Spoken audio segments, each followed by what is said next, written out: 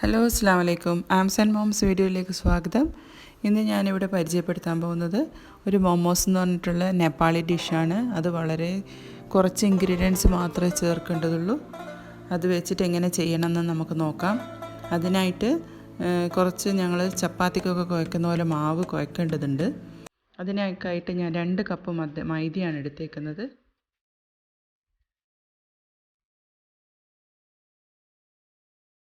ഇച്ചിരി ഉപ്പ് ചേർത്ത് കൊടുക്കുക.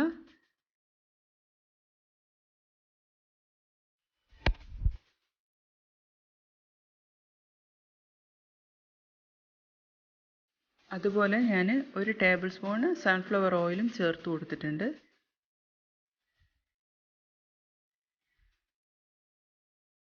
ഒന്നെല്ലാം കൂടി യോജിപ്പിക്കുക. അതിനുശേഷം കുറേശ്ശെ വെള്ളം ഒഴിച്ച് നമ്മൾ ചപ്പാത്തിക്കൊക്കെ കുഴക്കുന്ന പോലെ മാവ് കുഴച്ചെടുക്കുക. ഈ ഒരു പരുവത്തിൽ ആക്കിയെടുക്കുക. അധികം ലൂസാകാൻ പാടില്ല. അതിനുശേഷം ഒരു നനഞ്ഞ തുണി കൊണ്ട് നമുക്കത് കുറച്ച് നേരം റെസ്റ്റ് ചെയ്യാൻ വേണ്ടി വെക്കുക. ആ സമയമാകുമ്പോഴേക്കും നമുക്കെന്താണെന്ന് ഒരു പാൻ വെച്ച് ഒരു 3 ടേബിൾ സ്പൂണ് സൺഫ്ലവർ ഓയിൽ ഒഴിച്ച് കൊടുക്കുക.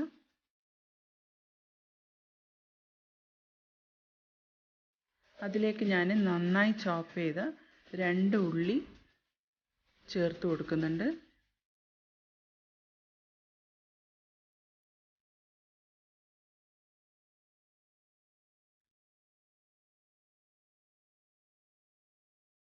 അതിലേക്ക് ഞാൻ വട്ടത്തിലരിഞ്ഞ 4 പച്ചമുളക് അതും ചേർത്ത് കൊടുത്തിട്ടുണ്ട്. തുടരെ ഇളക്കി കൊടുക്കുക. ഒരു പച്ചച്ചുവ മാറുന്നവരെ നമുക്കത് ഇളക്കി എടുത്ത് അത് അങ്ങനെ ഒരു പാകപ്പെടുത്തി എടുക്കേണ്ടതുണ്ട്. അധികം ഉള്ളി ഉടഞ്ഞു പോകാൻ പാടില്ല.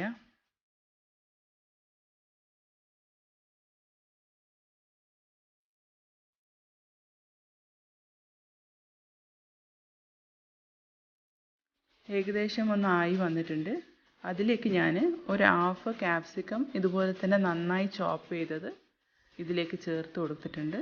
ക്യാപ്സിക്കത്തിന് അധികം വേവിൻ്റെ ആവശ്യമില്ല.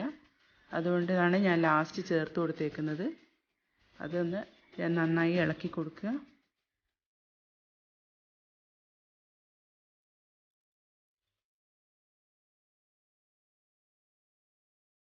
ഓൾമോസ്റ്റ് ഡൺ ആയിട്ടുണ്ട്. ഇത് നമുക്കൊരു പ്ലേറ്റിലേക്ക് മാറ്റാം.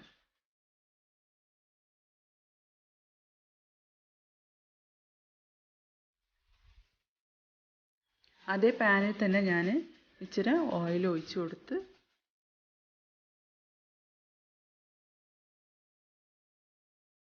അതിലേക്ക് ഞാൻ ചതച്ച് വെച്ചേക്കുന്ന ഇഞ്ചിയും വെളുത്തുള്ളിയും കുറച്ച് മതിയാവും. അതൊന്നിട്ട് നന്നായി വഴറ്റിയെടുക്കുക.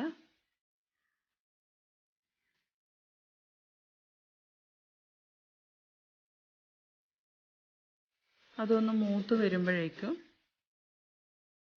നമുക്ക് അതിലേക്ക് കുറച്ച് ചിക്കൻ ചേർക്കേണ്ടതുണ്ട്.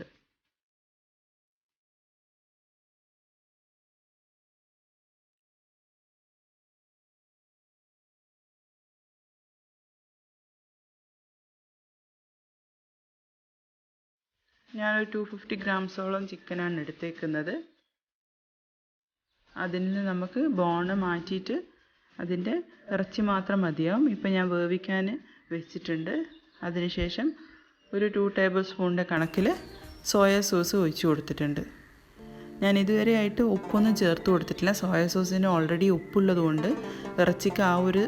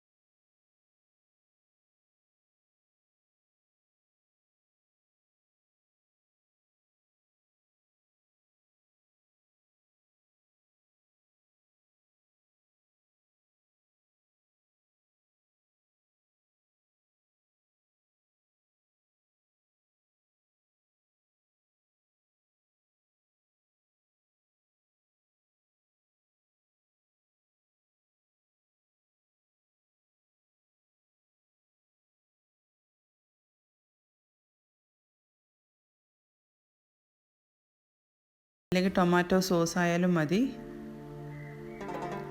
ഞാനൊരു അടുത്ത എപ്പിസോഡിൽ ഞാൻ ഇതിൻ്റെ ചട്നി എങ്ങനെ ഉണ്ടാക്കാമെന്ന് പറഞ്ഞു തരാം. Thanks for watching.